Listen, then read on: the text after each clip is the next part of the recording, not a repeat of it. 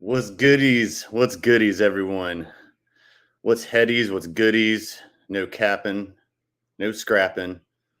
This is all just heated, passionate discussions, maybe a little bit of malice, a lot of chaos, a lot of bitterness, but we're going to add some sweet and sour into that sucker too. All right. So, sweet and sour, tangy Asian, whatever you want to do, jerk chicken, whatever your preference is. We're going to absolutely tear this sucker up today because right now we got a full crew of the good, the bad, and the menace to society. So let's go ahead and introduce these great people. First off, you can't relate because he's not going to annotate. He's going to give it to you straight. His name is Gabe. Big 10 Gabe, to be exact. What up, G? Yeah, I'm really looking forward to putting to rest this narrative that the Minnesota Timberwolves were a contending team this year against the Mavericks. And by the way, when I said the good, the bad, and the bitter, the good, the bad, and what the chaotic, we'll let you guys at home decide who that is. We might, before the show's done, it might just be the chaos, chaoser, and chaosist. We'll make up words. All right. Speaking of, I'm going to save chaosist for last, but chaoser, we're going to go live from the G-ville down in the swamplands. He is the guy who is the absolute wizard of our social media at ScOutCast Media. He has helped me out so much, trying to let me know how to Twitch. No crack, no meth. Just got to, he's not whack because he's the best. And his name is Java Joe. What's going on? Hello. What up, Jay? Jay, out here. We're doing it. We're doing the things. Doing it right. All right. Now, speaking of characters, I had to save the chaosist for last, the wildest. He's wild. He's not a child, but he'll make you cry like one. So you better be on one. Keep your guard up because this guy is gonna go show no Stamos like John Stamos. His name is Jordan Ramos. Mm-hmm. I love how you correct yourself with saying Ramos. Jordan Ramos. All right, and he's been fired. No, I'm playing. He's now been sacked. He's been sacked. And we could say crack now. You say crack. You can say crack. I mean, it's not like you don't know which I was referring. You don't know what kind of crack I was referring to. Exactly. So it's called a butt crack, maybe. Who knows? So everyone, let's go ahead. We talked about a lot. Shout out to my dude over here on Sports Pulse 100. Curious Sports Pulse. And we talked about a lot of things. We're not going to talk. I wanted to do something different. So, because I mean, repetitiveness is what ESPN does. We don't do that. We support growth at all channels concerned. So, that's on back. That's on backs. So, let's go ahead and jump in. First off, here's our banner. Welcome to Paint the Paint, presented by ScOutCast Media Hub. There you go. ScOutCast Media Hub. Check us out on Twitter, X, Twix, Twitch, Facebook, and if you still use Facebook, I'm going to try and make it. If TikTok actually isn't banned, I'll probably get to TikTok. All right, guys. Because speaking of putting shade on something, We already mentioned this in the pre-show here. JH putting shade on JT or is he JK capping? So Josh Hart putting shade on Jason Tatum, or is he just kidding capping? That's who wants to start this? There's the two Knicks fans on the bottom. I'll let the gentleman to my left. Well, my right on the screen. But yeah, either way, Gabe, why don't you start it off before they go into this? Yeah, I mean, first of all, no idea. I'm not saying that you did. I'm saying like other people are demanding an apology or explanation. I thought it was pretty clear what he said. Just Derek White in his mind is being more impactful. And that's kind of the same narrative that we've been saying, at least I've been saying. Jason Tatum, brilliant, great in terms of accumulating stats, but when it counts the most, impact. That's the key word. Most is more impactful. And he said, I might put Derek White as more impactful. So for me, everyone that's then saying that he's slandering Jason Tatum, or everyone criticizing Josh Hart for what he said, just didn't read the quote or didn't listen to the quote. And I have zero issue with what he said. He's posing a legitimate question. And for me, impact overall, both sides of the court, when it counts the most, I think it's more than legitimate. Yeah, it's. I think he maybe missed one again. I think it was taken out of context. I only used excerpts. In fact, Mike Greenberg was flipping out about it this morning, and I was like, "What?" And he's usually like, he's an intelligent man. I was like, he literally just said that. Then why did he say it? I'm like, come on, people say things they don't necessarily mean that way sometimes. I mean, we talked about it on this show and other shows. Like, well, I got to take it for what he says. I'm like, you can try and read between the lines occasionally. Go ahead, Joe. You had something to say about both of y'all have something to say about this. I love Josh Hart on this show. Greeny's prone to exaggeration. Just look at his New York Jets fandom. It's very true. As far as what Josh Hart said, and I have the direct quote in front of me. There's literally nothing in this quote that would lead me to believe that he's slandering Tatum in any way, shape, or form. You got to realize what Josh Hart's role is on the Knicks. It's a super role player. And of course, he's going to notice someone doing the dirty work, doing the everything for the squad, because that's what he does for the Knicks. That's his exact. Derek White's role on the Celtics is almost similar, if not almost exactly, the role that he has on the Knicks. So he can appreciate on a very intimate level what Derek White does for the team. I honestly, in the direct quote, I didn't see anything in there that that really slanders Tatum in any way. I honestly think it was the proper context wasn't taken with this quote. I just think that was just one Swiss Army knife giving props to another. Yeah, I tend to agree. We'll see if we can. We'll see if we make it unanimous here. What do you think about this, brother, Jordan? I wish I have a mouse. Because it is legitimately clickbait. This is literally a nothing story. Like, and I agree with Joe. Like, it's giving like the super role player / like a guy that brings people together. Like their props, and like it's literally a nothing story. Yet Greenberg and the clowns at ESPN overhype it because they're the reason why sports media is dying. Literally this stuff. But then again, they're looking between in the lines, even though those lines has as many things in life. Like, just this is literally a nothing story to me. Yeah, I'm trying to look for the exact quote right now. I could link you to it if you thought. I read it to you, my guy. We're just I put Derek White more impactful than Jason Tatum. I know that part, but I wanted to see like the context, maybe that like. Even that, it's just like even then, it's just giving Derek White props, and also like. Yeah. Again, it's a nothing quote. I agree. I think it's a nothing burger for sure. I mean, here's the. I love what I agree with everything all y'all said. Actually, we're gonna make it a clean sweep here. I heard that, and yeah, he's right. Greenberg always. I love that Greenberg. Don't get it twisted, because he does a lot of he does a lot of over exaggeration for. That's why he's a Hall of Fame radio personality, now a TV personality. So I mean, the dude is legit, but I think even his frustrations were just absolutely unwarranted.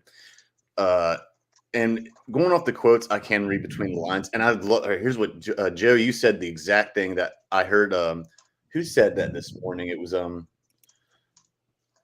oh man, was it Jay Williams? I love one of those rare Dukies that I really like.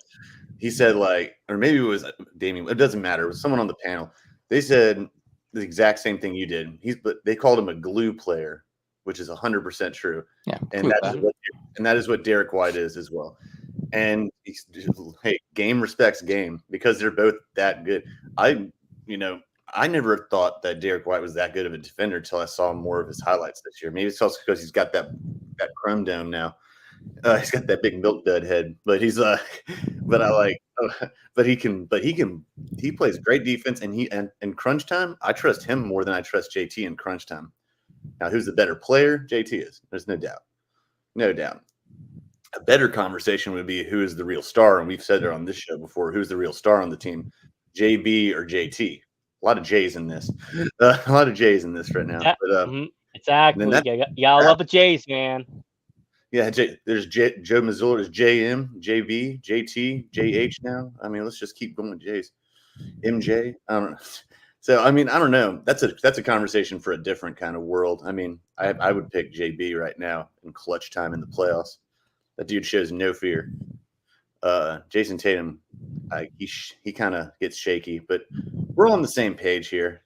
So everyone just chill out on the media, Don't get all. Josh Hart is awesome, and he's entitled to his opinion. Don't freak on out. Oh, there it is. Joe sent me. Thank you, Joe.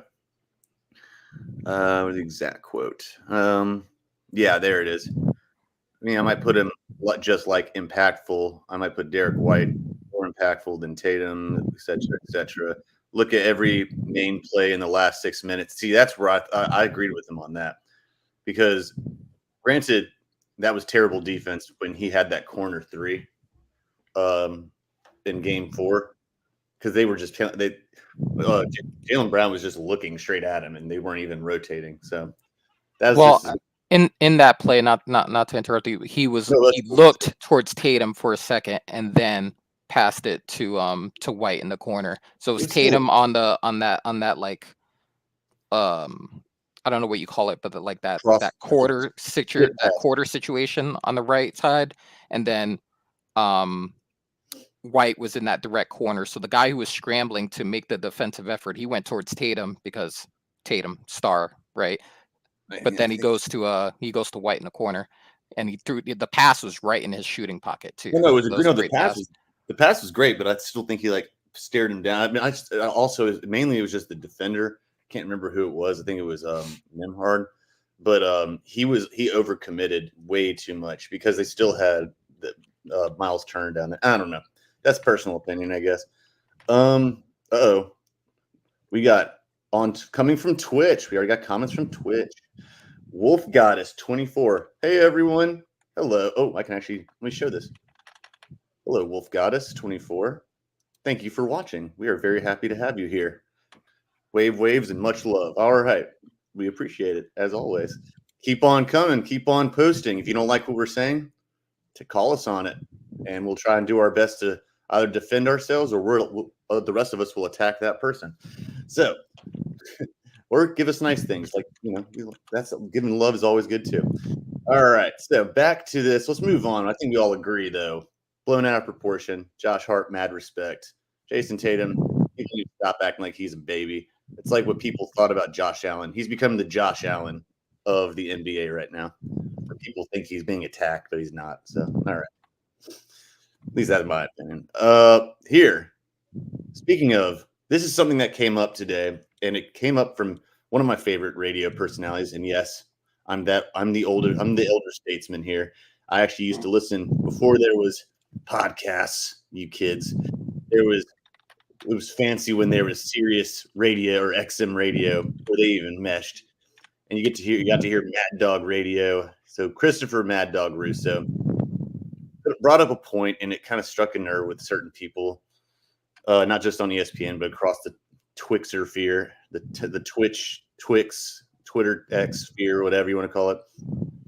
And then Alan Hahn reiterated and agreed with him. He doubled down.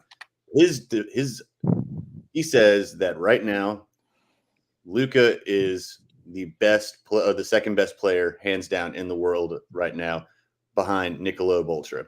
But then Alan Hahn didn't just double down; the dude tripled down and said, "No, he's wrong, because Luka is the best player in the world right now." And I'm like, come again. And there was a difference of opinion when it came to Nikola Boltra, to Giannis, to Anthony Edwards. So, and then there was a SGA in there as well. So, defend, make a take, and stand on that take, and tell me why you guys think who is the best right now. Who is the best player in the NBA, but essentially the world, because it's international. Jordan, let's start with you this time. Go back around. That is a legitimately tough question, and I can name five, but like I never saw MJ. I never saw MJ in my actually play in my lifetime because I was born in '98. But right, baby. We're not talking about best of all time. We're talking about best right that's now. all. The best in the world right now, Shohei Ohtani. Okay. Shohei Ohtani is like he can NBA, hit. He bro. can hit. NBA. He can hit the ball. Basketball. And when he in basketball, why would I talk about baseball? No, in sport. I thought Tiger Woods. I'm talking about the contact in sports, all over. But like right now, it's Ukitani. You're getting about all the good cricket players, bro. He is literally in a Rohit Sharma. He was so ready for Shohei, bro. He was like, Shohei Ohtani, dog. Who's the best disc golfer? What are we talking about? Who's the best ultimate frisbee right now? There we go. Or pickleball. That's the best athlete in the world. What the hell is pickleball? But in basketball right now, Luka Doncic. That's curling. Like, he'll do it literally. You mean the brushing game? The brushing game? I had no idea. I was joking. Keep going. But yeah, Luka Doncic. The man is literally everything you need in a basketball player. He can shoot. He can shoot out. He can shoot outside the line. He can drive in the paint. He can shoot for three. He can step back and destroy one of the best defenders right now. And he has that clutch gene. That gene that makes you has you be like, okay, I'm gonna be the best in the world right now. Everyone else, he can literally carry a team. So he has been carrying them for a while. You're saying Luka. Luka's who you're talking about, right? Yes. Okay, and you think he's the best basketball player right now in the world? I just want to clarify. I'm not arguing with you. Yes. Huh. He can literally carry a team. Like legitimately carry a team to a playoff series. Like, and he done it before, before Kyrie was in. Like, he was the heir to Kirk Nowitzki. Oh, yeah. And he's probably in the sideline right now, being like, "That's my boy. That's my boy." Like, even when Porzingis was there, like it was mostly Luka carrying the damn team. You're my boy, Blue. My boy, Blue. Exactly. Well, that's an interesting take. Although I will say on that team, that Dallas team, they did have this one guy who went to Villanova. I forget who he plays for now. I think he plays with the Knicks. Kind of scores points. And he also has another guy that was actually before. That was actually before the contract year. No, that was the year that they went to the Western Conference Championship, and yeah, mm-hmm. Yeah, that was the contract year. Yeah, so they had Mr. Brunson, and they also had Spencer Dinwiddie. I don't know if they had Chris Schnapps anymore. They may have gotten rid of him. But all right. Well, I would say their team is better now. Well, it's better equipped when Lively's on the floor. But all right, let's move over to Joe. Let's go next. Let's get your take next. I think I'm pretty consistent when it comes to how much I value winning as being part of the metric. I heard Jordan say that he's literally been leading this team. He's led them to one conference finals, 2 now, and no chips, right? Right. Jokic has led them to 2 finals, I believe, and he's won 1. Right. So to me, if we're gonna start doing a delineation as to breaking ties, if all things are equal, I've got to give the edge to the one who's made it to the promised land. So to me, right now, today as it stands, I would say Jokic is the best player in the league. I think the majority of people would tend to go towards that argument unless you're like in the league or like former players will I find that former players they don't slander Jokic, but they also appreciate guys like SGA, guys like Anthony Edwards. I see a lot of people especially this season where they feel like SGA probably should have had the edge on MVP this year. And then, then that gets exacerbated by what happens in the playoffs. And you get into that kind of minutia as well, when we're voting on these things. But like all in all, when I look at who's currently in the league right now, who's consistently winning right now, who's won championships, I'd have to give the edge to Jokic.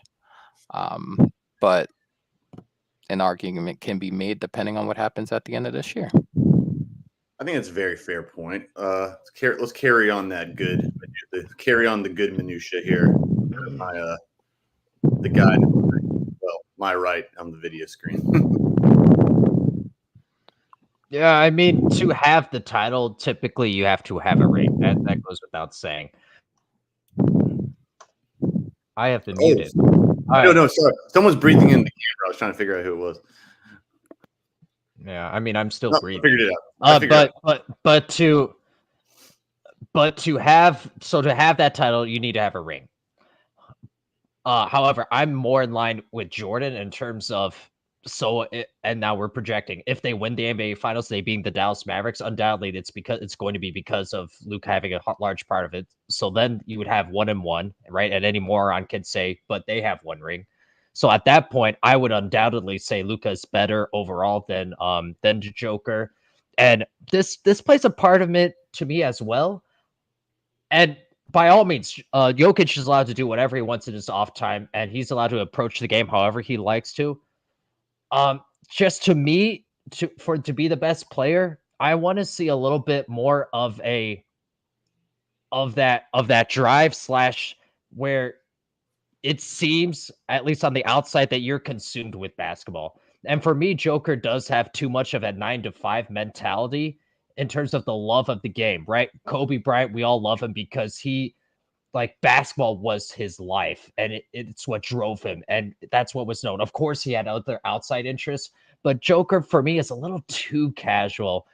And so for me, I love Doncic, his drive, his motivation. Does he chirp too much? Does he need to lay off the refs? Yes, absolutely.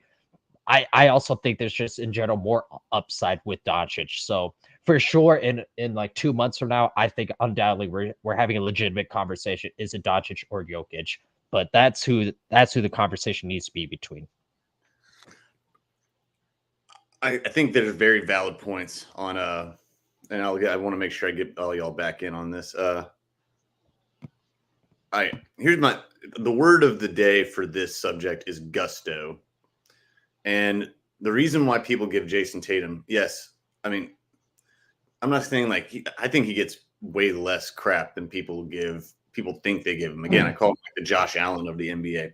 They're just like they're going to give him a bunch of crap. People think they're giving him crap. They're just being critical because he's been so good, and they're expecting results. He gets close, and then he doesn't get there, and he kind of comes up small. Luka is still young, but here's the difference between that. I actually disagree. And the reason why we love Ant Edwards and SGA is because they have that gusto.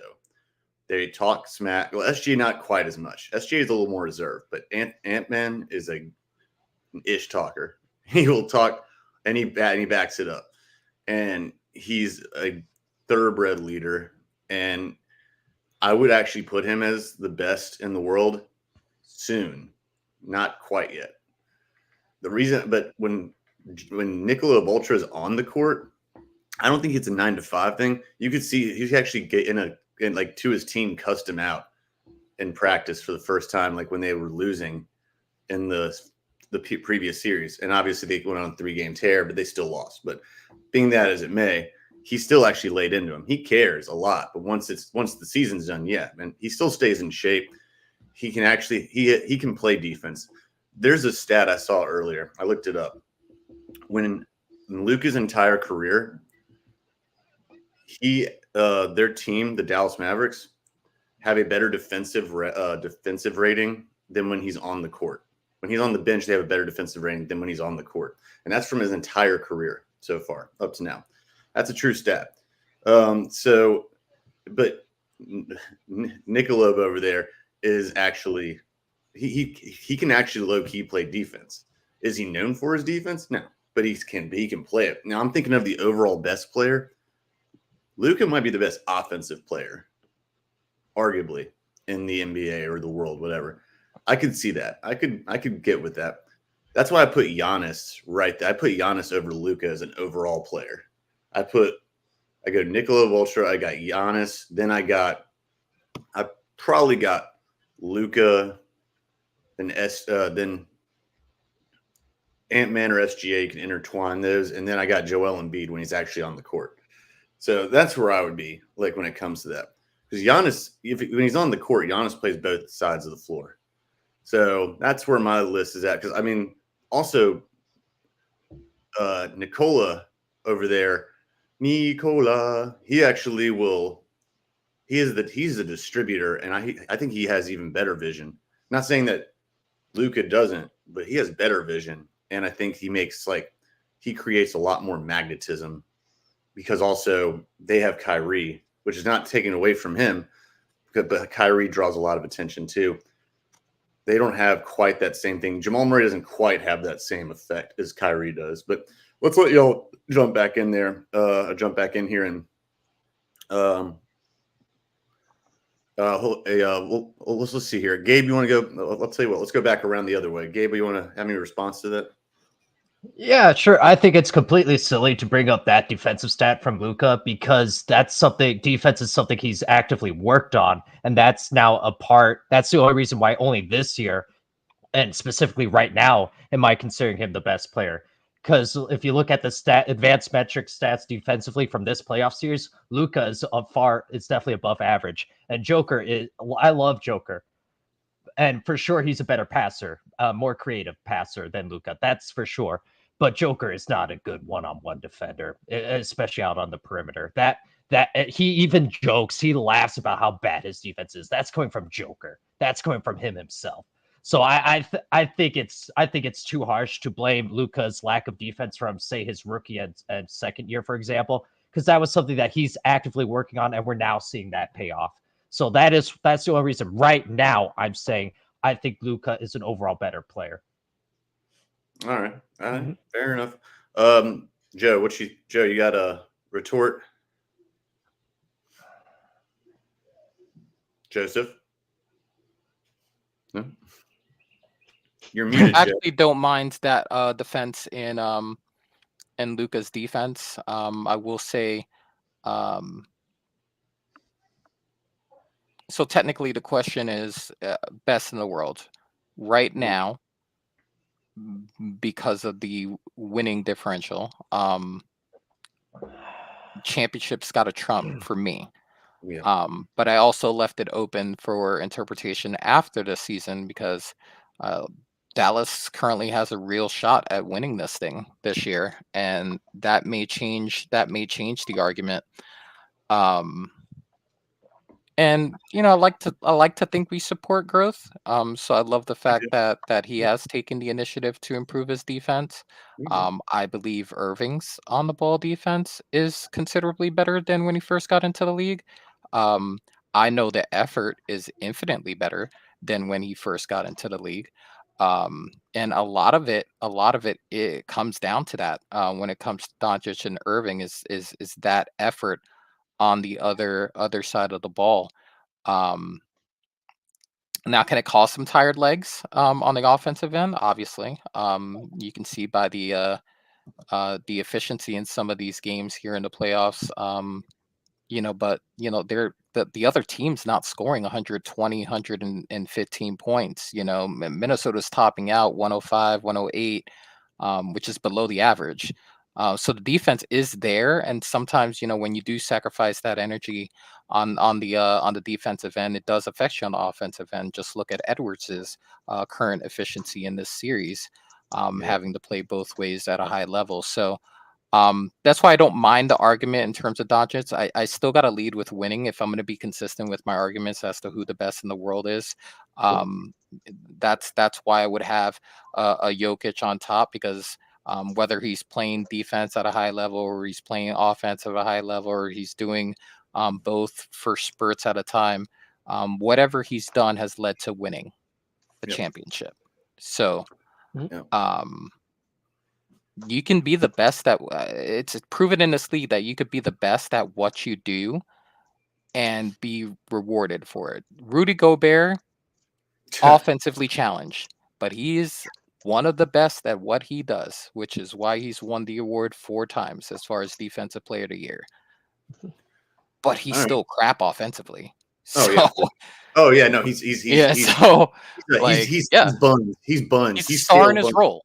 He's a star in his role. He's stale hot dog buns at Citi Field. That's what he is. He's stale. He's buns, bro.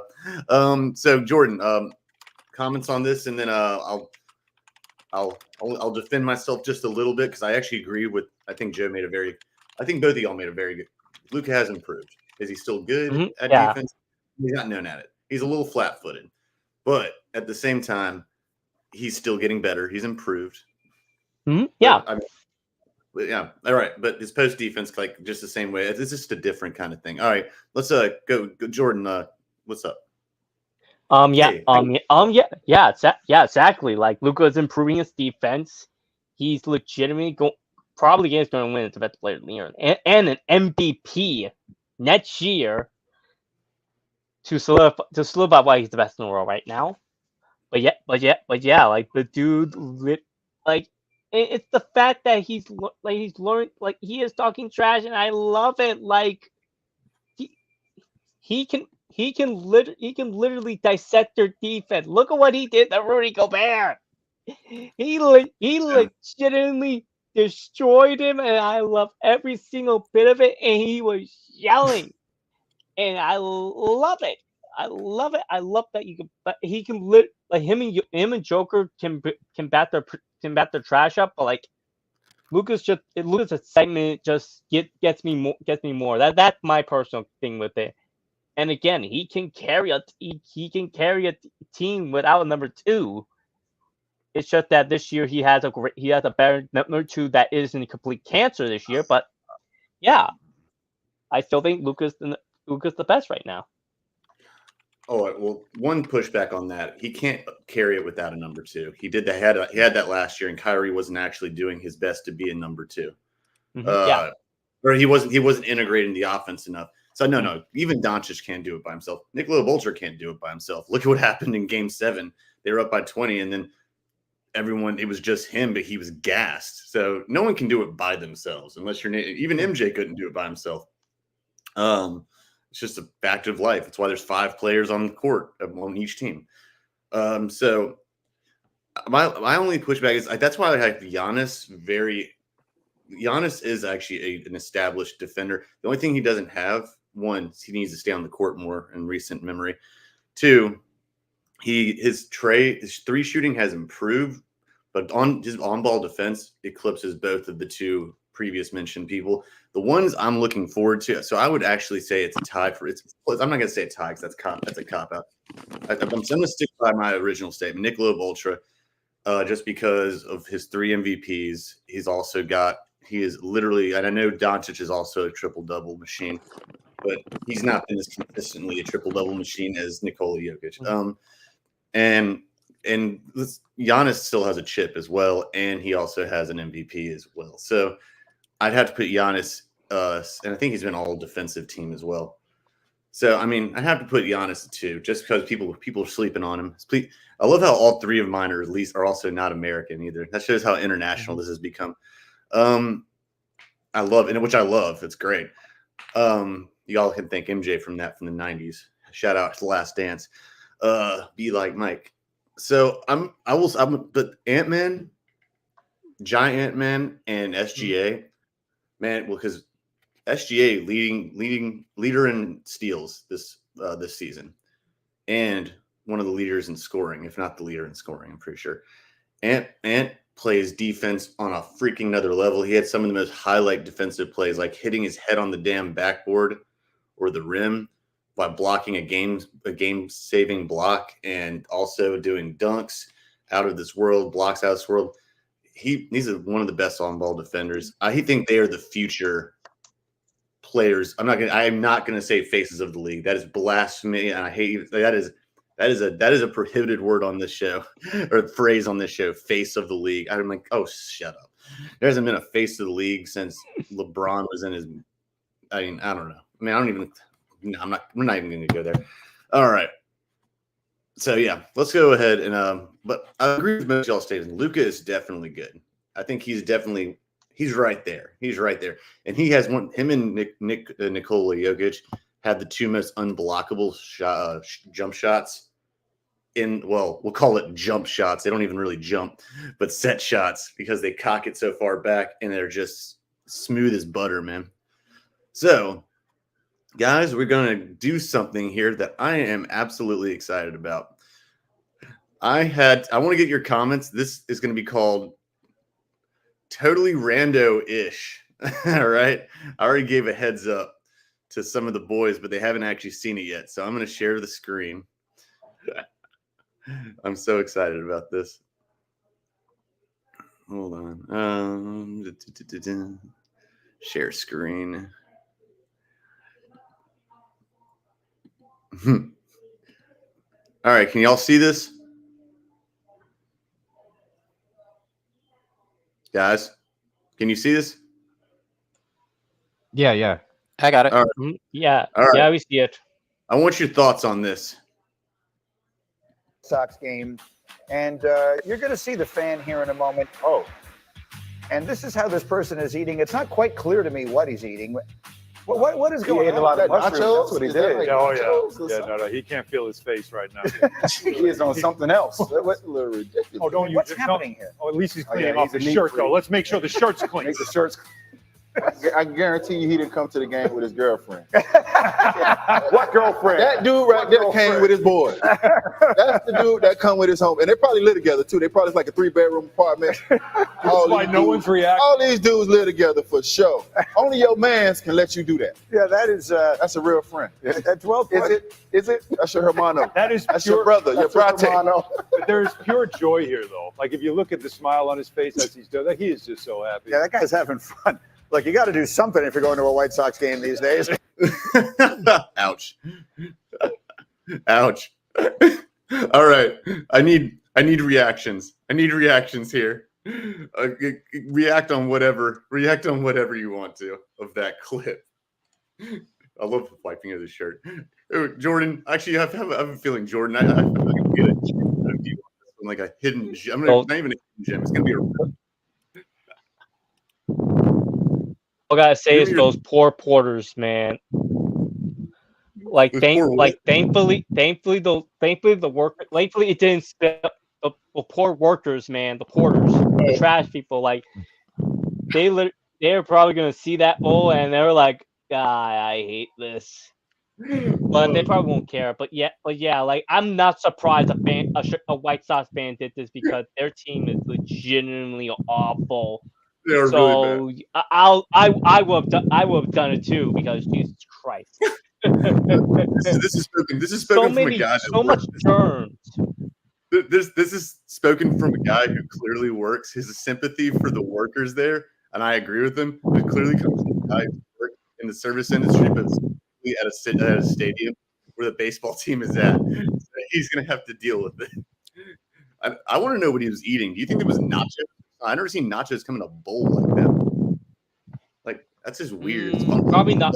Probably not. Probably your future food or like some sort of nachos. Either way, like yeah. Oh my god, Joe, give me your baseball. Give me your baseball and your human reaction. Delicious tidbit. I mean, that's. I mean, that looks to me par for the course. In a White Sox game, you're probably going to see something like that. Someone obnoxiously drunk, someone sleeping because there's nothing worth watching while they're there. Some kind of combination of those things are probably happening. I saw, if we're gonna do like kind of like a Bob Ross scenario situation as they're trying to identify the sauce, I saw a little bit of white, a little bit of orange, yellow going on there. So I'm inclined to believe that there was some kind of sour cream, nacho cheese situation going on there. And based on the bowl situation, it was probably just the nachos on the bottom with the meat on the top and the sauce over it. If I had to take a hazard guess, I'm a huge connoisseur of concession bar food, food trucks, just a connoisseur of food in general. I love food. So that would be my educated guess as to what the fan was eating. But just like the guy said, is like that guy did not definitely go there with a female, and if a female was there, she would have been gone the next time they cut to that scene. Cut to that man who's eating the food. Only the boys are going to let you do that, let you be obnoxious, let you be your true alpha form in the wild. But yeah, I think that's par for a course on any live sporting situation. I love that we went with Bob Ross, and that's so great. He's like, I'm gonna go. It was well, we can't smell it, right? So we can't smell it, we can't touch it. So we have to go by the colors, and so that's what made it feel Bob Rossi. We had to go with the visual. I agree with you. Yeah. I'm going with nachos, but before you say something, I was like, drinking? I don't think that was drinking. It might have been partially drinking. Jay Williams said something along the fungus persuasion. I'm like, yeah, I guess you really are going to a White Sox game. You're just gonna be like, see how happy he was. He was just like, and then he was whatever those nachos were. They were top tier, and I'm like. Me personally, just a little side note. Me personally, I'm like Steph Curry with his popcorn. He has like a whole rating system of the popcorn at all of the stadiums that he plays at, all the courts that he plays at. And he has a ranking. There's a whole ranking system. There's just Google it on YouTube. He's talked about it. Google it. But I'm the same way. Any place that I go, I have an internal rating system as to how and it usually determines whether I go back again. And it includes the ambiance, and it includes the service, and very very Yelp in its analysis. But yeah, I think a lot of people, yeah, absolutely. Hey, but one more thing, Gabe, before I hand it off to you. I love the comment Alan Hame is like, I was like, oh yeah, but he's got to clean off his shirt. He's like, why bring up his shirt? He's like worried about that. His face is like all covered. His bro just gives him a sweatshirt. It's not a towel. He gives him this like, who God knows who sweatshirt is. Like, oh my God, Gabe. Final comments on this one. Yeah, breaking news. Joe's a Yelp reviewer, so let's get that out of the way. But not that this couldn't happen anywhere in any ballpark with any sport, but let's be real. This happens when a team is terrible. And the Chicago White Sox 100% fall under that category. They're sitting at 15-42. They're 22.5 games back in the American League Central. So, I mean, this is probably the most entertaining and probably the highlight of the season that we're going to see from this team. there's nothing really much more to add. I mean, yeah, great. We have a laugh, and this is funny, and I'm actually glad that you brought this up. But this speaks to me much more about how bad the Chicago White Sox team is. Oh, I agree. It does, but that's why it's fun to talk about. That's why it's fun. You know, this is the only time the White Sox will actually get on TV, unless you're into the southern Chicago area. Let me. All right. Look, since Joe brought it up, let me get a quick round the horn. Since Joe's all right, favorite stadium food. Assuming that don't go into which stadium, because we'll get into we got one more big thing to get into game. But round the horn real quick. All right, round the horn, unintended, but around the whatever table real quick. Favorite. Whether it's handheld use, tastiness, everything like that. What's your favorite? Bam, Gabe, hit me. I can tell you what place it is. It's at the New Orleans Superdome. They serve gumbo in there. Ooh, snap! Dude, I didn't know that actually. That would be good. Brother. I've had me some New Orleans gumbo, so I know for shoot it is amazing. But is it going to be good though? If it's in a stadium, is it going to be good? Yes, it was. It was fantastic. fantastic. No, that city in general treats its food like it. God, man, New Orleans food is amazing. Brother, they treat that like an not art to form. be messed with. It is good, no doubt. That's hilarious. All right, gumbo. So then we got. Oh, he even had it. He had the Mercedes-Benz Center already on his mind. All right. What? All right. I guess Joe. You said many of them. Give me your one. Oh, loaded dogs for sure. Loaded hot dogs. Give me all the stuff. Give me the relish. Give me the chili. Give me the nacho cheese. Give me all of it. Loaded dogs and a sun kiss. Red onions, man. They're underrated. Ironically, it is also my favorite street food. As a New Yorker, I can always find somewhere on a corner that is selling loaded dogs and a can of Sunkiss, ice cold, and it's all time, 100%. The Tower, meaning Dre, he agrees with you. He says, "I only trust Joe's reviews." There you go. Thank you, sir. Appreciate you checking it.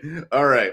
We got another New Yorker here. We got one guy who lives in New York. We got another guy, but he's a fan of all things. Oh, yeah, that's true. Yeah, Great Sunday Eats. They're not open on Sunday. That's a joke, obviously. They're not open even on the That's hilarious. Unless they get the Panthers, in which they lose embarrassingly. Yeah. All right. But yeah, Jordan, hit it, man.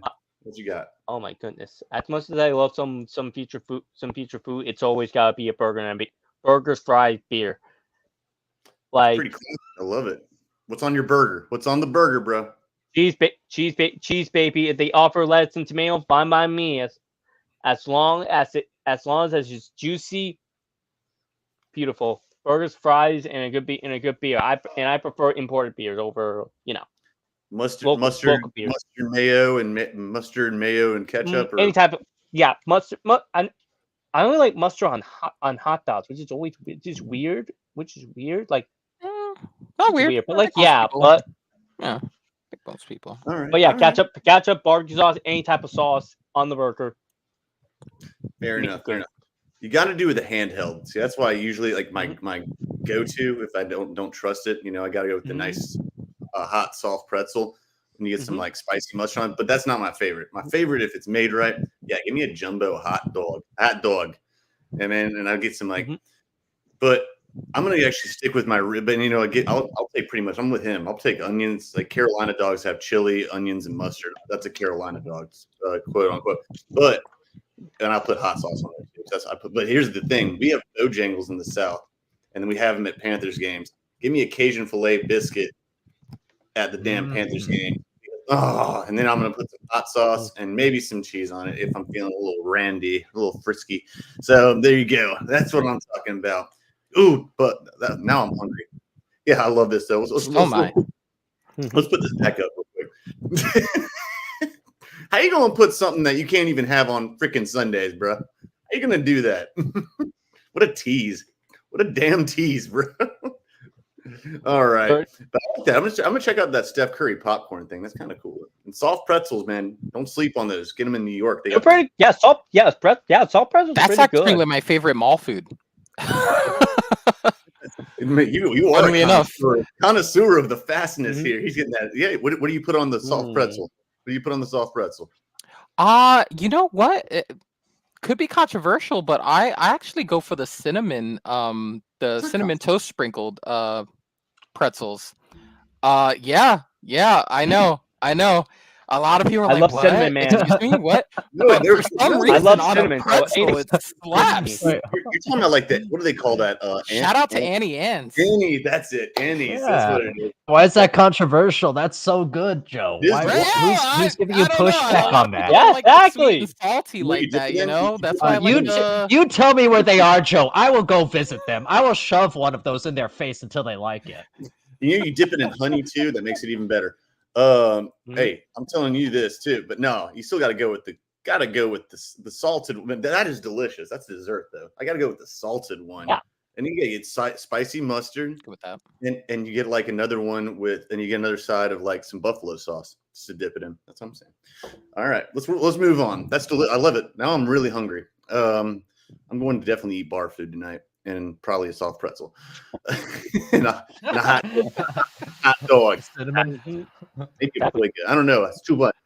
And nachos are good, but then you can't hold on. Nachos are good, but you have to hold your drink in one hand and have this. Yeah. Yeah, that's true. Yeah, that's true. And you want to put your Yeah, drink in the cup holder, but people are shaking and the drinks everywhere.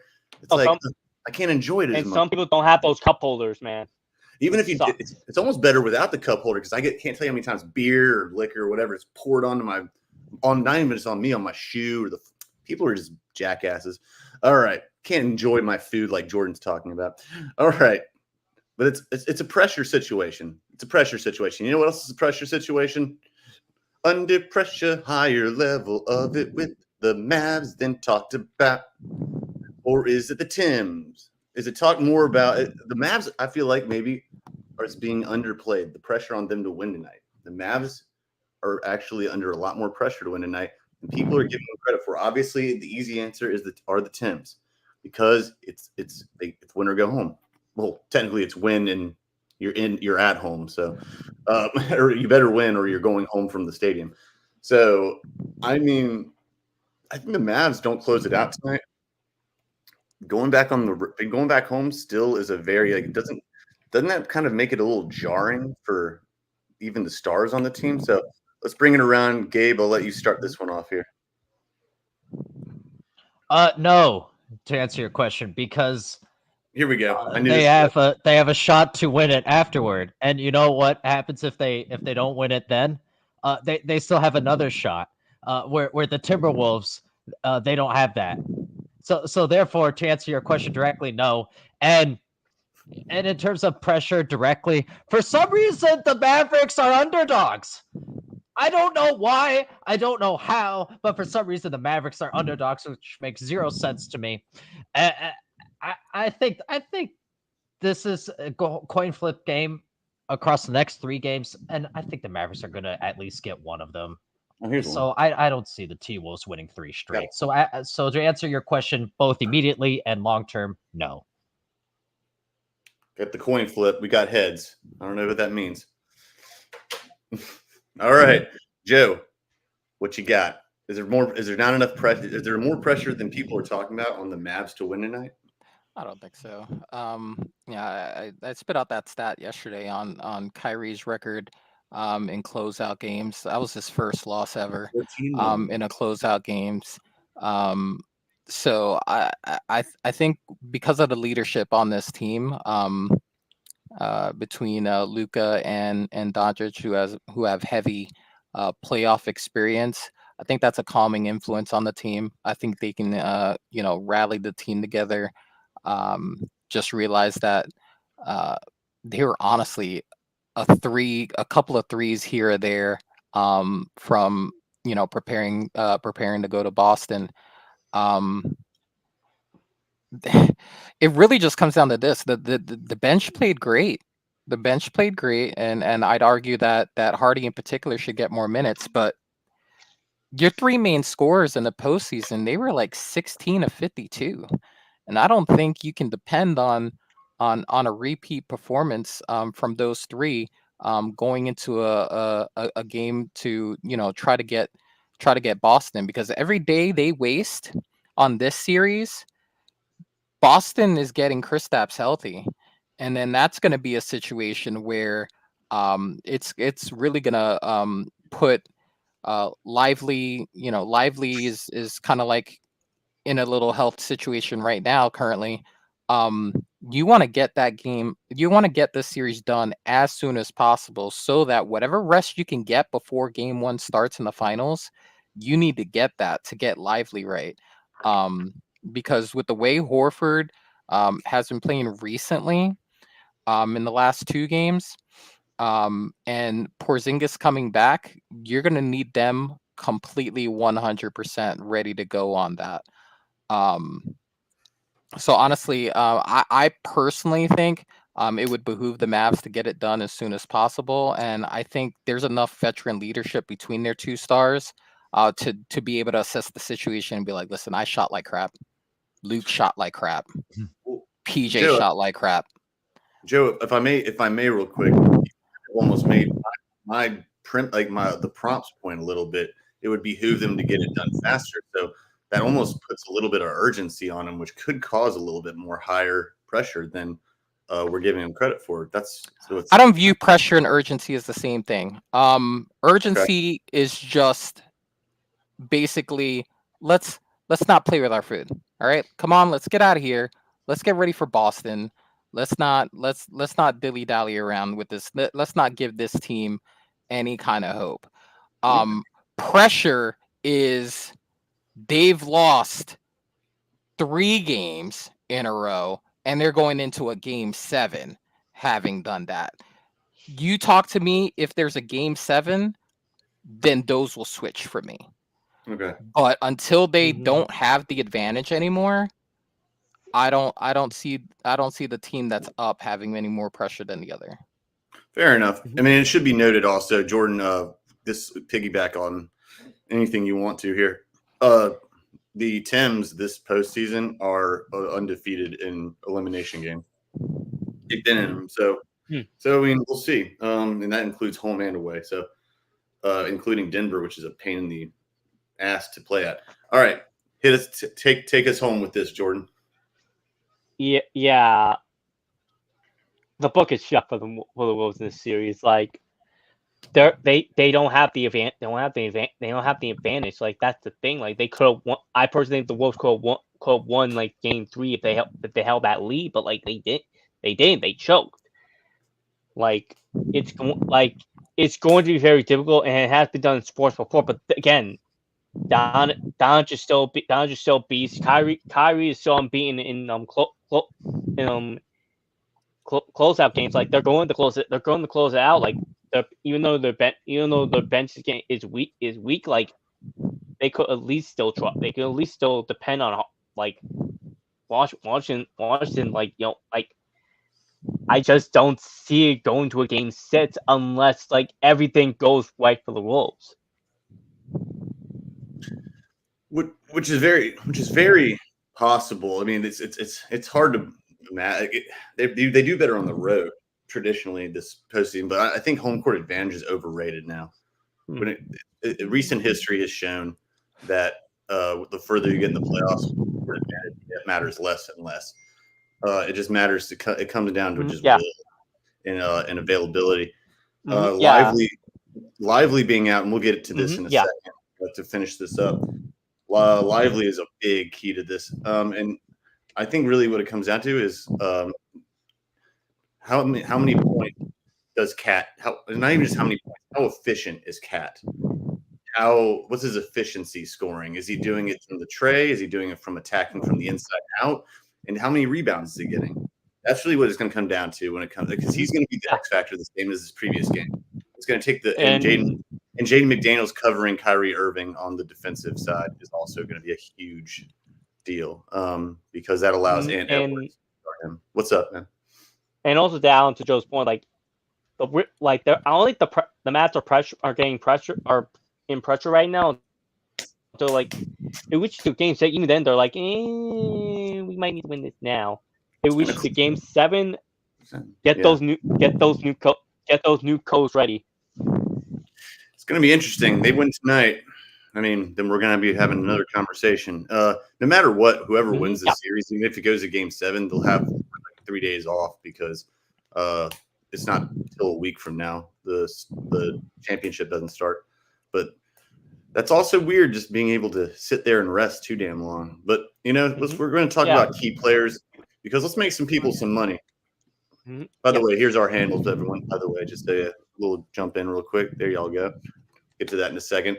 This line has not changed. I just checked it. Actually, it has changed. I'll put this in. The spread has not changed, but here is the new. We have a technical difficulty with one of our cohorts, but we will move forward. The total is 209.5 now. 209.5. And the Dallas line is now, let's see here. It is now, it is now 165. So it did change just a little bit, but every point counts. Scroll across bottom. There we go. And where'd it go? Here it is. All right, there we go. So everyone has the information they need. There we go.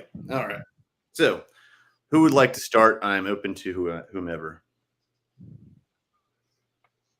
In your player prop. I apologize. In your player prop. Oh, yeah, I'll go ahead and go. I'm going to go ahead and take Dallas to close this out. I don't think they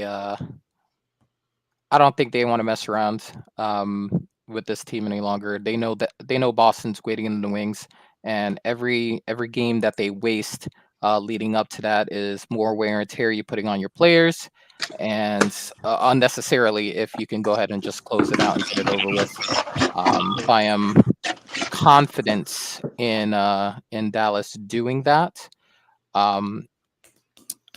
I don't want to touch the over and under, to be honest with you.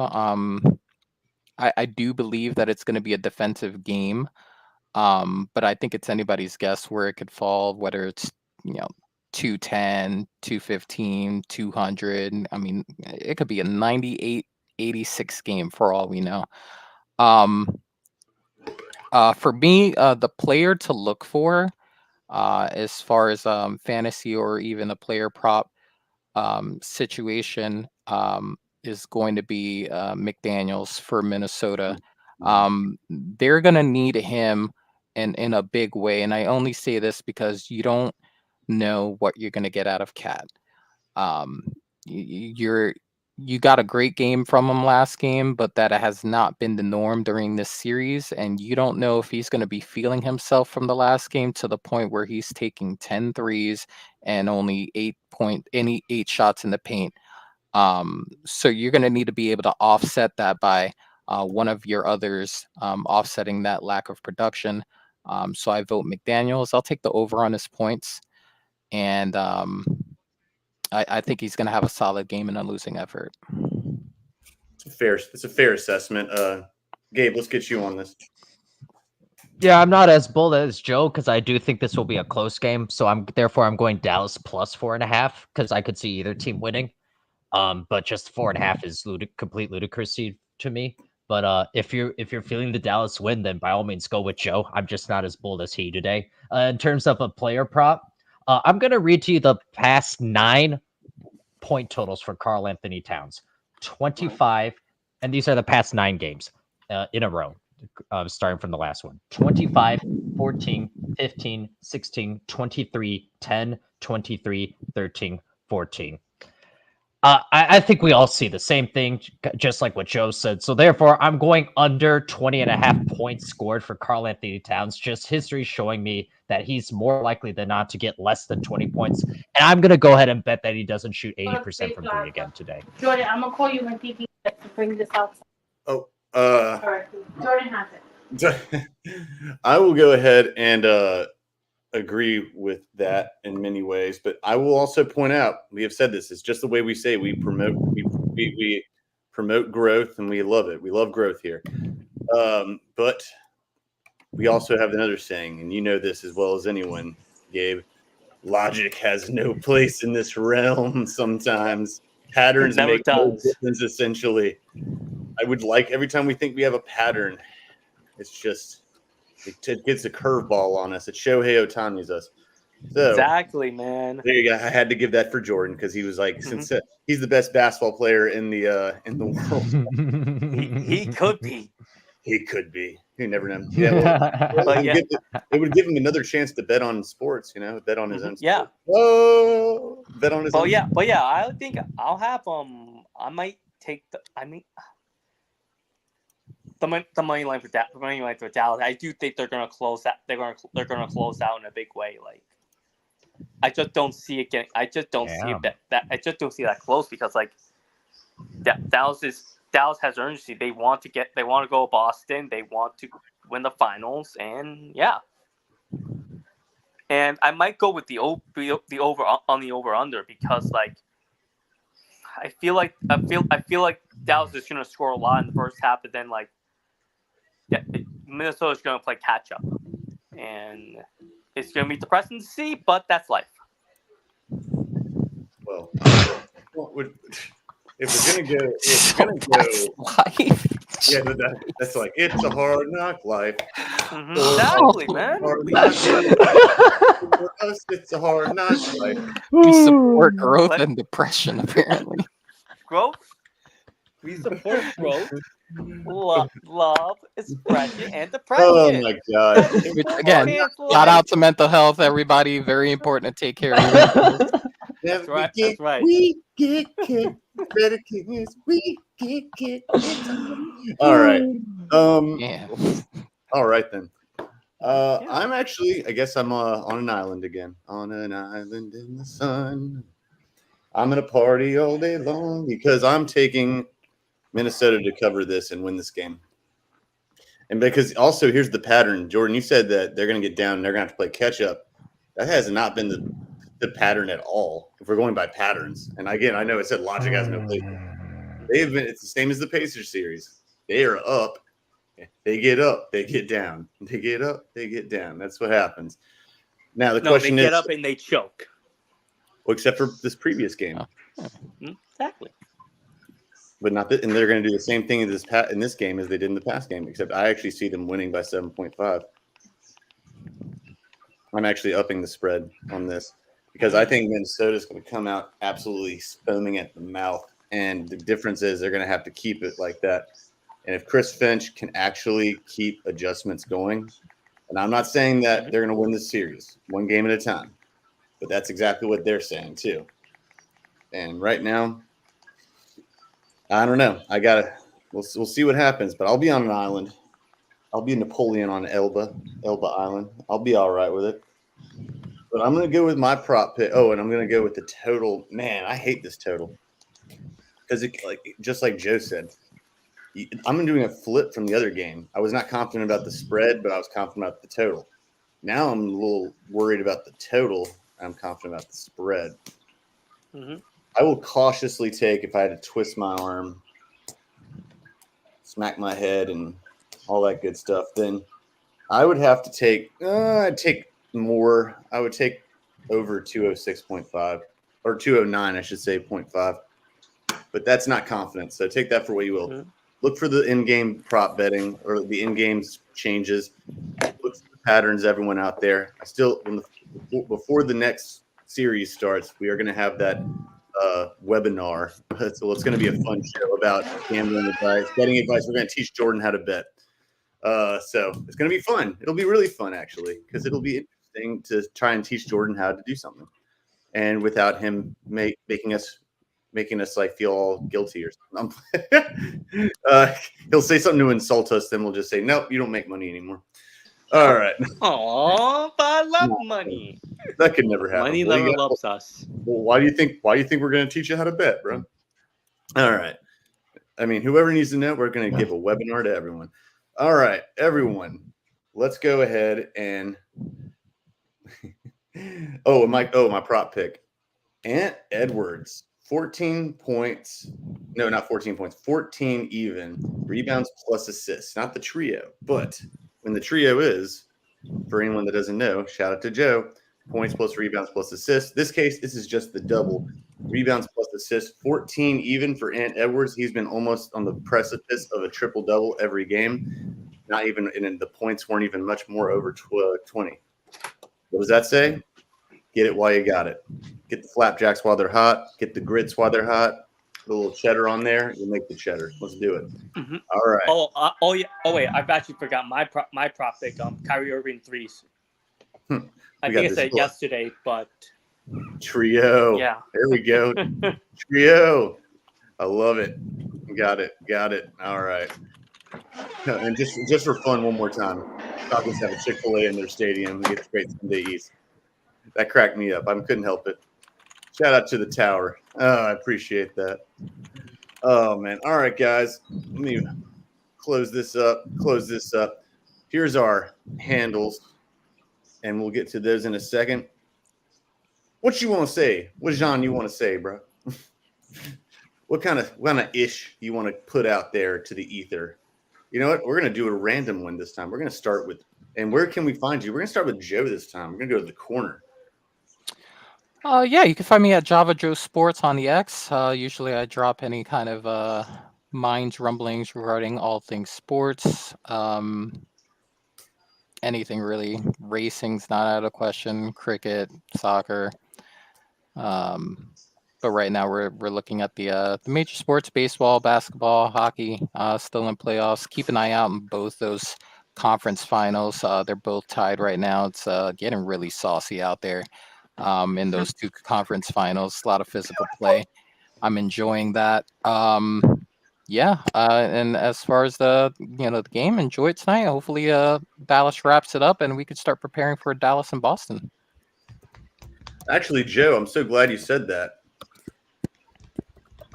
Because it is that time I promised before the show, and I have to stick with it. Because here, Joe gives a hockey update, except it says uppo date. Executive producers are sorry about that. Joe, give us a hockey update. What's up? I forgot. I did promise this before the show. Not a problem. So I said on the previous show, I personally had once the Final Four was settled, I had Rangers, Oilers, for the Stanley Cup Finals. Dallas had gone up 2-1. They dominated Dallas last night and evened up the series. So we got 2-2 in both conference finals right now. Rangers, Panthers, very physical right now.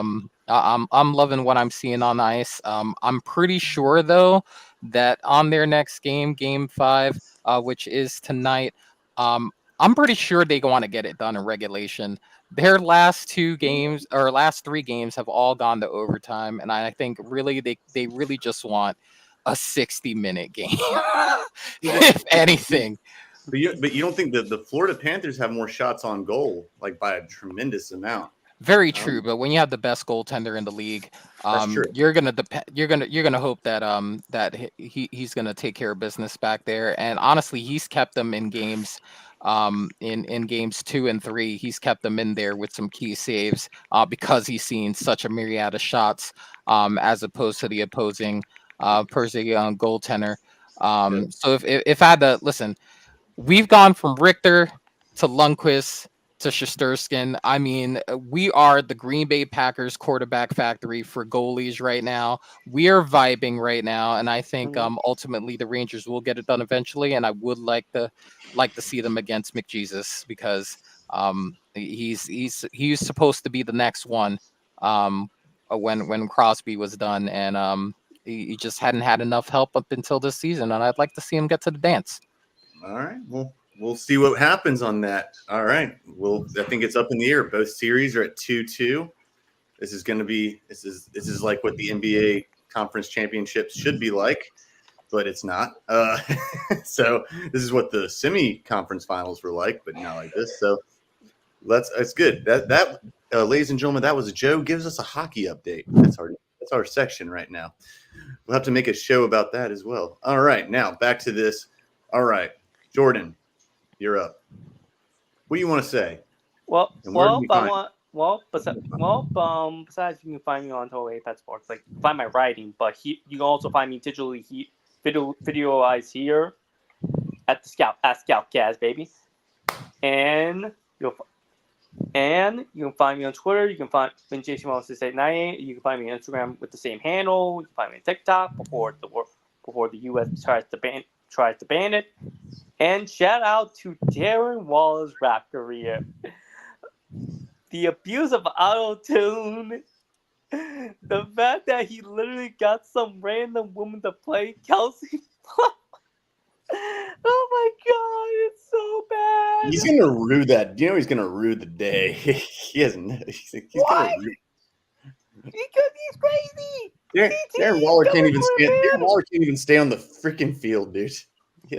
He's very close to not having a job. Okay, we drafted that man's going to retire, Joe. Dude, you're gonna see him outside of a Cash for Gold store with a cardboard cutout, twirling it around soon. All right, just saying. All right, get out of here. Cash for Gold over here.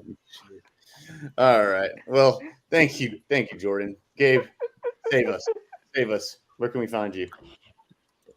Sports Post 100 on the Twitter, please. And I want to give a shout out to the Seattle Storm, the Indiana Fever, the Los Angeles Sparks, and the Chicago Sky. They all play tonight. Can't wait for those games. I've been watching a WNBA game every night where it's been on. And then final shout out to New York Liberty's own Brianna Stewart. She's starting Unrivaled, a 3v3 pro basketball league, and going to dive a little more into this on CuriousSportsPulse.com and on our YouTube at Curious Sports Pulse, and probably on this show too. But this just goes to show all of the narratives and everything that people have been saying about why the WNBA isn't where it should be, or why it can't possibly be where it should be, is completely false. It just goes to show innovation and just a little creativity and problem solving can solve a lot. So shout out to Brianna Stewart paving the way. I agree. I 100% agree. Yeah, she's on Pat McAfee's show talking about it today. Got a lot of intel on it. Good deal. Dude, that was well put, Gabriel. We on this show we promote progress, and we also we love progress. We love making ourselves better, and we like making anyone else's views more enlightened. Because guess what? We support the growth of women's sports right now. It is starting with basketball. It started previously with women's U.S. national team. Now it's gone into basketball. And then a women's hockey team won their macro. Yes, and I saw some love for the on ESPN Sports Center last night for the new I don't know if it's new, but it's not the WNHL, but it's something like that. Sorry, I apologize for not remembering it, but that was cool. It was man, that was a good game. That was a good Minnesota beat Boston, yeah. Yeah, I just can't remember. I can't remember the league's name. Yeah, Minnesota beat Boston. Yeah, they were talking about it earlier on the show too. Yeah. Shout out to the women, man. There we go. Hold up. Let's see here. We got it. What's up? That's right. We do. We support growth. That's what it is. Action here at ScOutCast Media Hub. We support growth. Well said. I agree. All right, we do support growth here. And I think Gabe just made it very, very great point. I can't wait to watch those games tonight. You know, Caitlin Clark is starting to look like the rookie of the year we were expecting. Now, will she be able to overcome the rest of her team? We shall see. She did it in Iowa for a couple of years. So, all right. Now, I am going to just keep it simple, to the point. Everyone, I'm going to shout out the White Sox. Don't eat out of your bowl. If you do, make sure you do it responsibly. Don't eat out of your nachos out of your bowl. Make sure when you're doing an aesthetic view of it, do it like Bob Ross, apparently, because what Bob Ross says is we don't make mistakes here. We make happy accidents. So that must mean that the White Sox man. Okay, we're gonna move on to it. Go on to the nachos are right here in cheek. What? No. So that must mean the gummies are kicking in on Jordan over here. So it must mean it must mean that if they make happy accidents over in Chicago, South Chicago, that's quite prevalent because they suck. So everyone go there and apparently eat like a dog out of a bowl with your nachos. And Jordan broke down, or not Jordan, excuse me, Joe broke down his savant, like his savantness. That's not even a word, but either way, his expertise of stadium food. Thank you to everyone that's watching, from the 15 live viewers to the ones that will come after, and the ones that will continue to. We love the support. We ran a little longer today, but we had fun. We are going to continue to have fun, and we're going to talk about exactly what Gabe said tomorrow, and hopefully we'll have a very similar crew as well. So have a happy Thursday, and right now, bid y'all adieu. One love, y'all. Thanks to everyone for being on. Gabe, Joe, Jordan.